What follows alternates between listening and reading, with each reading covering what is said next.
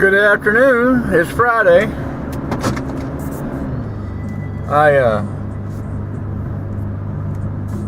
gotta go and pick up my youngest since he's suspended off the school bus for about a week. Wife takes him to school in the morning and I pick him up in the afternoon. Oh yeah, I forgot. I gotta put my seatbelt on. Safety first.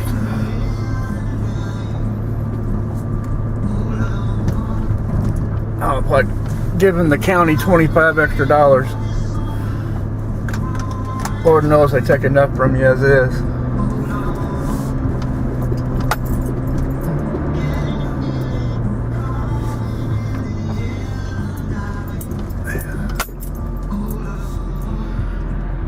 Guess after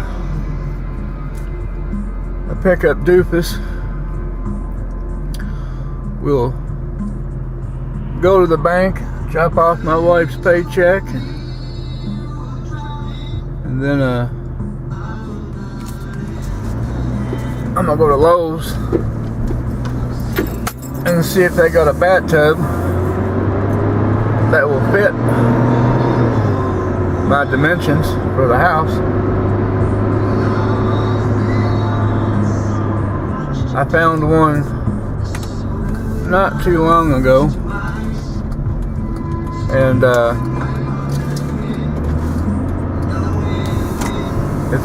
found it online, and it was $330, $360, and then it was like $170 freight shipping, which ain't bad, but I was sitting there thinking, well, if I go to Lowe's or Home Depot, and I hate going to Home Depot because I don't like what they stand for, but if I can find one there cheaper, I'll look. But yeah, I just if I find one cheaper than what I'm paying the price online with freight shipping, I'll do that.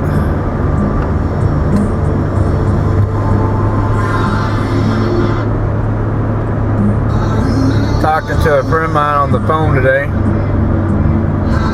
and I won't say his last name, but his first name's Montez, and he watches me on here, and we last year we did a little bit of root digging, grabbed a few little small things, nothing really major, but we're gonna work on getting a kind of a jump on things this year, because this is like the last week of March. April's next week, well, next Monday, and then somewhere between about the third, somewhere starting about the third to fourth week of April, that's when the mayapple start coming above ground. And I shared a link online with a buddy of mine, and Montez saw the link I shared, and mayapples jumped up in price a lot.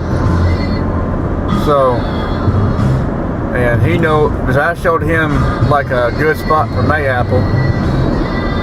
Actually, I showed him two good spots for mayapple, and so we're gonna kind of hit up those two spots probably about mid-April.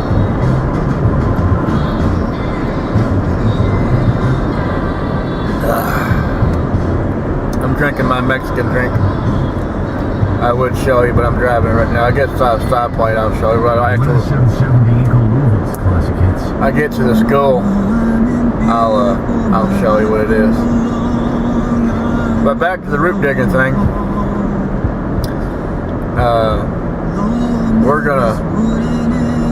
We're probably gonna go out to the farm early summer sometime, do some looking around, because I know there's a ton of mayapple out there on the farm, and of course I know there's ginseng out there too, because my great grandfather used to dig it all the time, but he quit digging it about mid to late 50s. So, and I know that my cousins have dug it a little bit here and there, but it wasn't nothing like what we do. They just dug a little bit of it and that was it. And so I know there's stuff out there that's 20, 30, 40 years old, plants of mayapple, not mayapple, but ginseng, and they're gonna have some good sized roots on them. Now, the only bad thing with going out to the farm that time of year, turkey mice. They will chew your ass alive. I mean, chew your ass alive.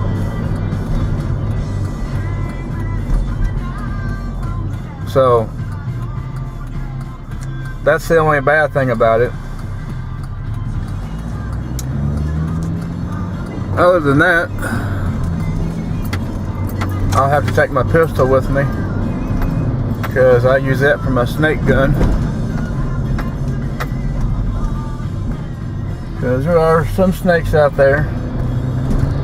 So, just to be on the safe side and all knowing and everything else, I'd rather be safe than getting bit. Hopefully I'm the first one in line, which is what the way it looks is I'm gonna be.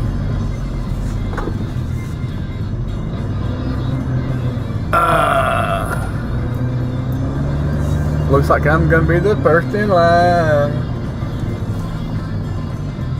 That's good.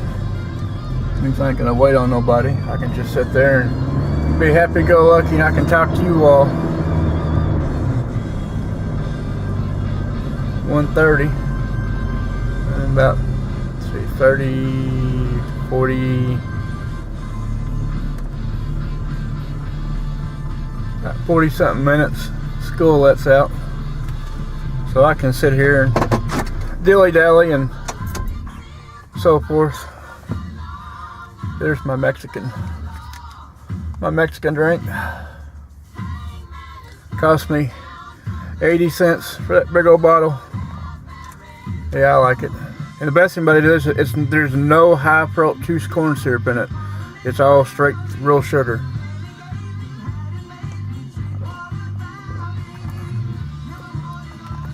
And let me see, I'll get my glasses on. I'll read the sugar content here in a second.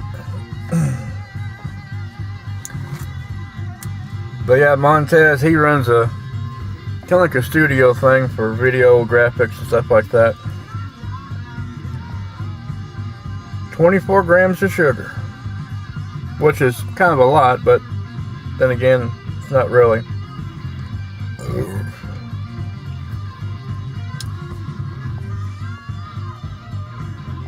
Just distributed in El Paso, Texas. Made in Mexico. Louisville's classic rock. I want to hear classic rock when I am driving in my car down the highway. 107.7 The Eagle. But yeah, I've been working on some small things around, doing some checking and looking. And I know that I'm not going to set the world on fire for money wise, but I'm not going to be out nothing either, because I know what some of these other plants are that bring in some money. So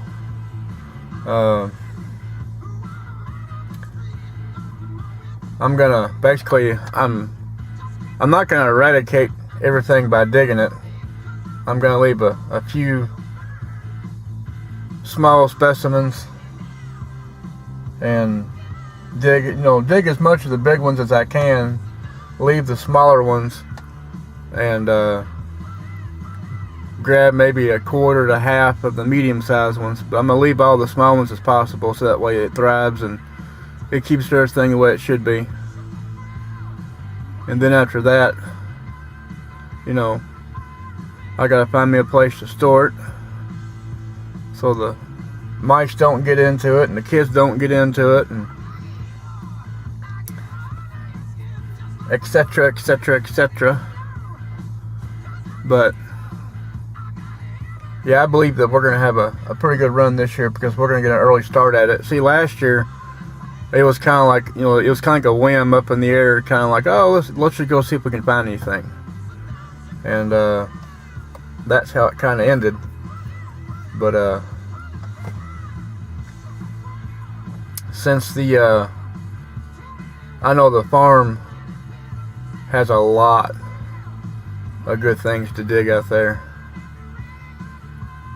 because like I said, my great-grandfather, he's go out there all the time digging ginseng, and he dug it by the droves. And hell, he would dig like let's just say, for example, say there's an acre patch of ginseng, he would dig a quarter of that acre, and then leave it, for next year. And then of course he'd replant the seed parts of it where he dug at. Of course, he'd leave some of the smaller ones too. He wouldn't dig the small ones. He only went for the 3-prong, 4-prong, 5 prongs. He wouldn't dig a single prong. And he just keep doing that in this one area. So I know, since he's done it and he's dug it, of course I don't know the area he did it in, but I do know it's on the farm property. And there's only about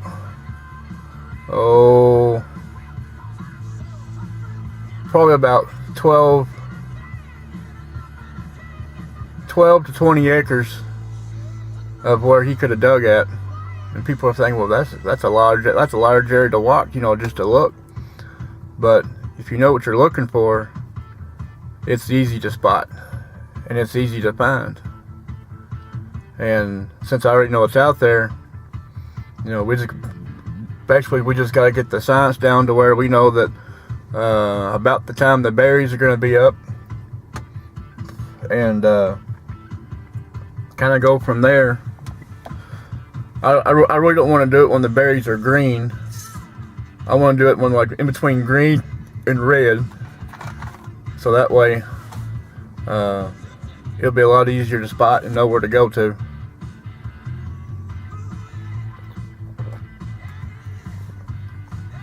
Now, mayapple and snakeroot and bloodroot and all that stuff, we can eradicate that place with it. And I wouldn't say real eradicate, but we can dig our fair share and then some, and there'll still be plenty left, because the farm itself is a little over 80 acres. Now, there's a lot of pasture fields and everything, so that'll be kind of a drawback, because even though it's 80 acres, most of it's fielded because there's cattle on it. But the good side is, and I'm not going to promote this, I'm just making a joke of it, but the good thing of it is, with all the cows that's out there, all them big old clumps of cow pies, what grows in cow pies? Shrooms. And that's real good money. But if you get caught with it, it's jail time. But it is good money. But yeah, I know. Of course, Montez asked me. He said, he goes, "How well do you know that farm?" So I know it like the back of my hand. You gotta think now, from the time I was probably 17, 18 years old, we used to go out there all the time, shooting, target practice, hunting, and, you know, kicking up rocks looking for arrowheads. There's tons of arrowheads out there. And, man, we used to find all kinds of good stuff out there. So, I know for a fact, you know, even if we don't get heavy rich on roots, you kick enough time in them creek beds and pick them arrowheads up, you know, you can almost make your money back off of them versus the roots, because there's all kinds of people that love arrowheads, and I got a few at my house that are some, I wouldn't say super rare, but they're, for the most arrowheads you find around here, they're made of flint. The ones I have are made of stone, so, you know, it's not like your basic everyday arrowhead. And I've been offered for one of the arrowheads I have, I've been offered like 3 or 4 different prices. And you know, and the thing is, the price of it, what they've been offered me, you know, it isn't like, no, that's too low, or no, nothing like that. It's basically the fact of, I know where it came from. I'm the one that picked it up, and you know, it came off the farm basically, and if my kids decide to sell it when they get older, that's up to them. But as of me, I'm not going to sell it. I'm going to leave it the way where it is, because I know where it came from, and I love the farm. I love it dearly, and that's one of the things that you know, of all my worldly possessions, of course, I'm supposed to inherit some land off of it. Well, actually, not really inherit. I already have inherited it. I just have to basically, my mother has to get off her ass and sign it over to me. Of course, she's like, she goes, there ain't no sense in signing it over, you know, if you're not going to pay the tax on it. I'm like, I pay the tax at my place here, and my tax is 10 to 20 times more than what the tax on that place is. Because for 26 acres on the farm, it's $50 a year. $50 for 26 acres. Because for one, there's no development on it. That's the main thing. And like I told her, I said, hell, I said, I pay $400 something a year on mine, and you think I can't pay $50 property tax versus when I pay $400 plus on mine? Duh. But yeah, it's just, there's a bunch of things, and some of the other family. See, I got one of my second cousin. He lives down in right down the road from the farm, because he has part of it. And then my aunt, she owns part of the farm, and she is up in Indiana. And my other second cousin, she lives down in like Alabama, Louisiana, somewhere down through there. And the problem it is, everybody has to get together and decide, okay, we're going to divide the farm up, blah, yada, yada, yada. So, you know, until everybody gets together, we really can't divide the farm up. So since we can't divide the farm up, you know, who's to say who owns what part, who owns where, and everything else. So until it's divided, I'm going to take advantage of it. I'm going to dig everywhere and anywhere. Now, there are a few spots in there that I'm not going to go into, because I know because there is one unmarked cemetery, and I'm not going to go by it or around it unless I absolutely have to. But I'm going to stay clear of it. And there's a few other spots that there's, like, I've been shown from my grandmother from over the years, kind of like stay away from certain areas. So I'm going to stay away from them. But everything else on the farm is freehold, so I'm going to take what I can, when I can, how I can. Now, I'm not going to do it illegally, but as far as coming to roots and things of that nature, yeah, that's no big deal, as long as you stay within the guidelines of the state and you don't do anything, you know, that's, you know, damaging to the environment. But that's how I'm going to mindset myself, and Montez wants to go down there with me, which I'm more than glad to take him. There's a buddy of mine. His last name is Puckett, but that's all we call him by. It's his last name. So he's wanting to go down there, and there was one other feller, but Montez and him they've been quarreling and butting heads. So if I do take him, it'll be when Montez isn't around, or if Montez is there, they're just gonna have to get along and kind of suck it up between each other and kind of go about their business without causing drama or issues, because, you know, I'm not going to step in between them two, because that's their personal business. I'm not getting into it. So, you know, what they do is what they do.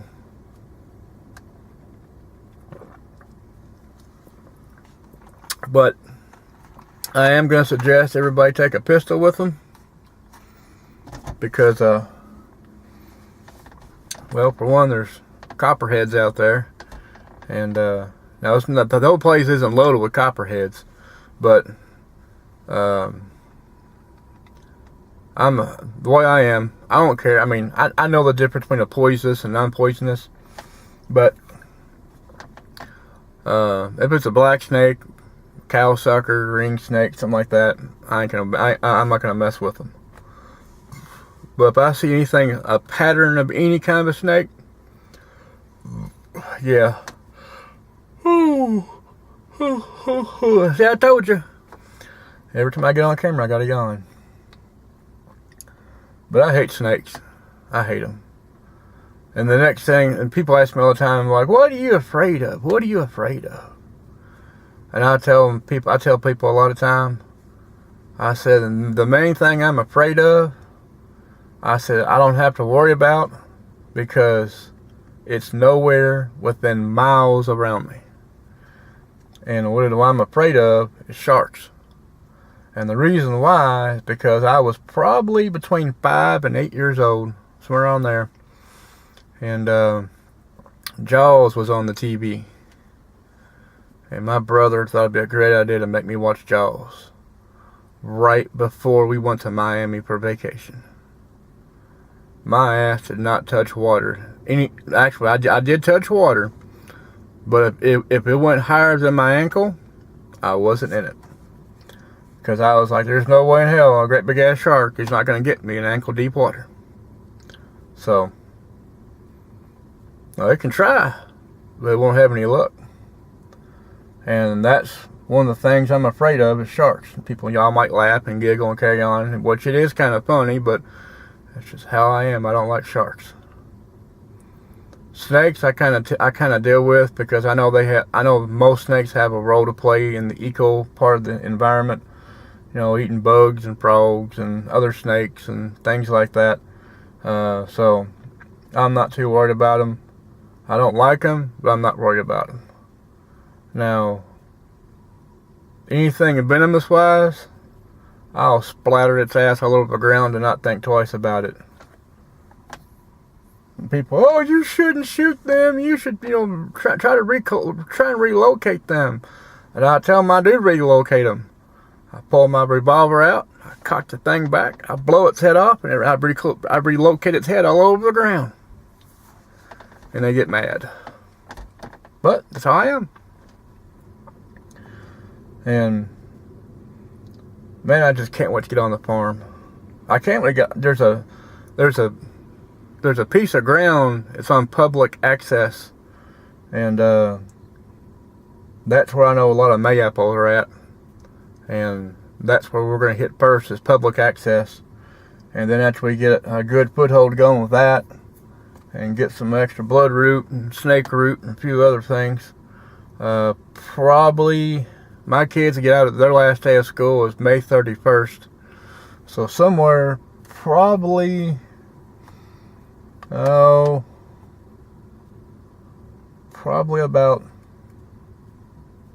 June, like the first week or so out of June, I'm gonna go to the farm, and when I do, I'm gonna video the old farmhouse. There are some slave shacks still on the property. Bunch of other things around there. I'm a videotape all that, record it. I'm gonna record some stuff around the farm areas. So like say like if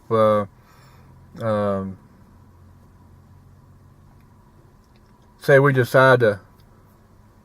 find a big old honey hole of a snake root or bloodroot, I'll do a couple like live digs. Of course, I won't be live on YouTube or anything like that, which I have a video camera, which I'm talking on right now. But I don't have a cell phone. I don't like a cell phone. Never had a cell phone. Well, actually, I take it back. I've had a cell phone when I drove over the road. And after I got done driving over the road, I put it down and never touched it again. I know they're handy, they're beneficial, they're useful, but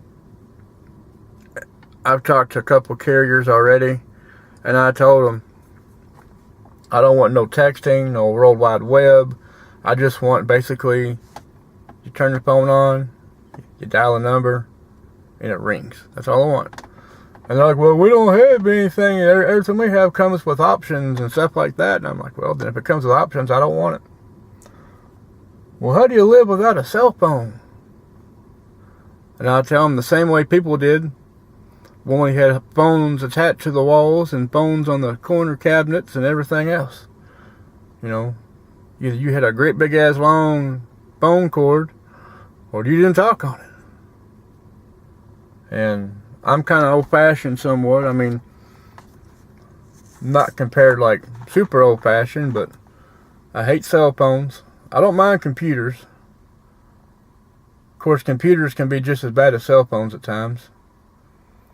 But when I'm on a computer, I'm on Facebook, I'm on YouTube, I'm looking things up, I'm watching things on there, getting ideas how to better myself around the house.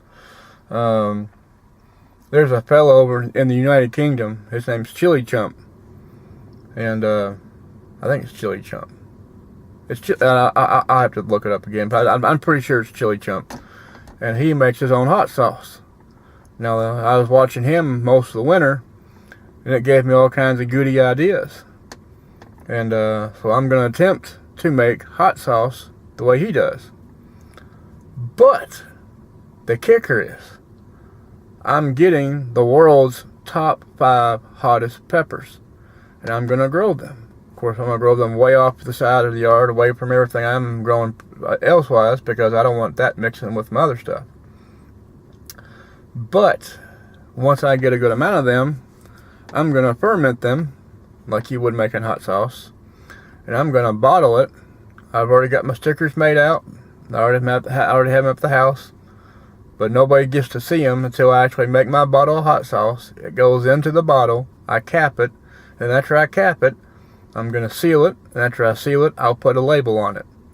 And it's not going to be for sale because by FDA recommendations, I can't sell it. It's kind of like moonshine. You can't sell it, but you can give it away, you can trade it, you can barter it, but you just can't sell it. So that's what I'm going to do. And but yeah, I'm growing the 5 world's most hottest peppers, and that's what I'm going to use in my hot sauce. And it's going to be some knockdown, drag out stuff. Because I have friends of mine that brag, oh, I can eat that stuff. That stuff ain't hot. I can eat anything like that.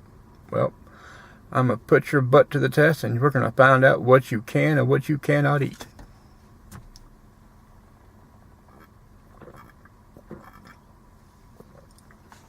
So that'll be that. Of course, I am growing other peppers because I want a mild hot sauce, like a more vinegary base. I like hot sauce for flavor. I don't like it, I don't like when you put it on your food and you eat it and your mouth's on fire, your tongue's tingly, and you're crying, you got snot coming out of your nose like you're from the gas chambers of like boot camp. Stuff like that I don't care for. I like a good flavor. A little bit of a tingle, but nothing like what most people do, and that's what I'm gonna make. I call it my pansy sauce. Now the reason why I'm like that is because in my grandfather's side of the family, diverticulitis runs a lot in his side of the family, And if you know what diverticulitis is, basically it's when your gut gets like inflammation, and you have to eat certain things, and it's like you're limited what you can eat.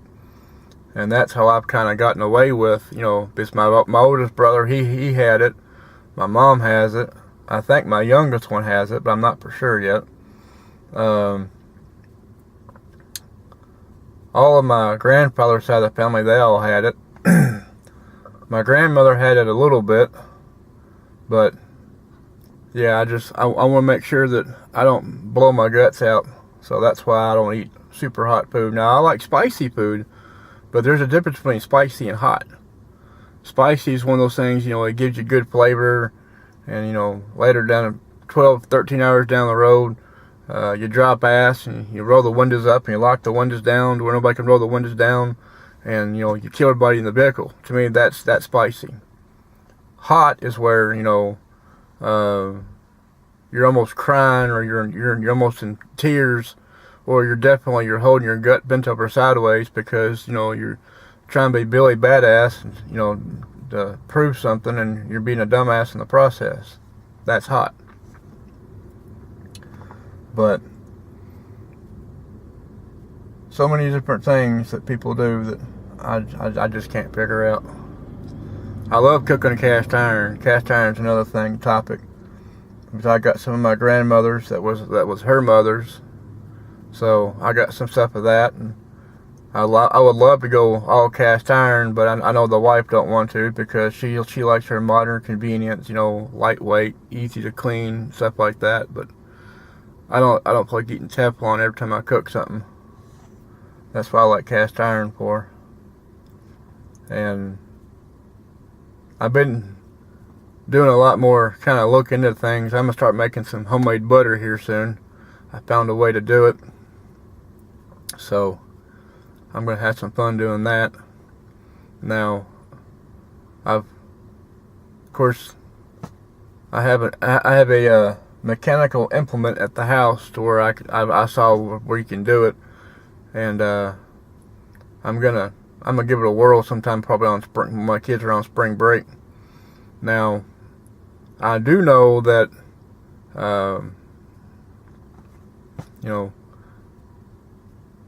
it's gonna be a lot different than what you're used to, your standard butter wise, because I'm gonna put honey and cinnamon in mine, make that good old fluffy butter, kind of like what you're used to when you go to like Texas Roadhouse or Colton Steakhouse, or your standard, your steak places. And I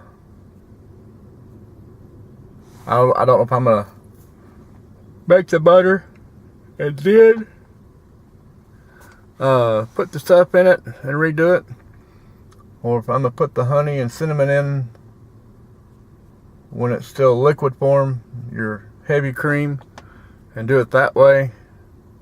But I'm not sure yet. I'll probably experiment both ways and see which one turns out better.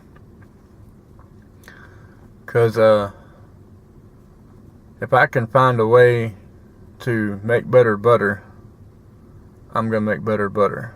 And plus too, if I can find ways to where I can cut out all the preservatives and added stuff that you can't even pronounce on the label, and food colors and this and that and yada yada yada, that's the way I am. I mean, when my grandmother was, before she died in 2000, let's see, she died in 2004, I think it was.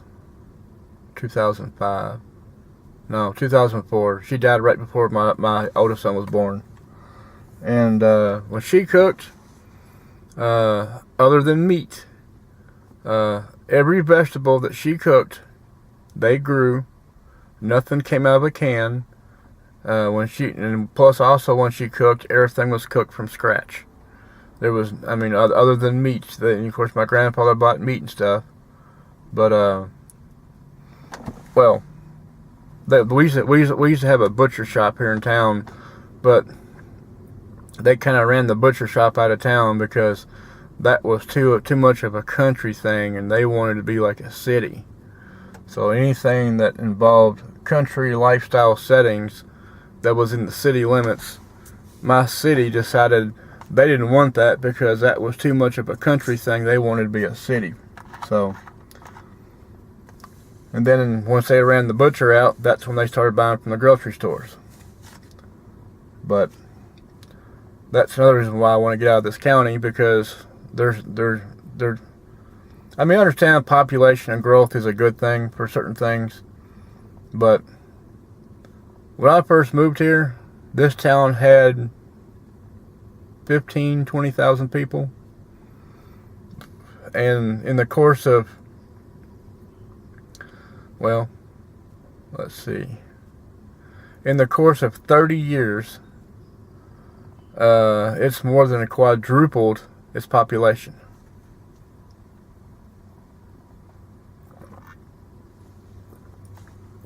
When I was in high school, we was in the Guinness Book of World Records for having the most pawn shops and the most churches in one county. And now, since Fort Knox has went kind of dormant, pawn shops kind of dried up and went away. Now it's pretty much banks and churches. And this town is a money town. How it is, I don't know, but this town has tons of money. And if that's the kind of lifestyle you want to live, then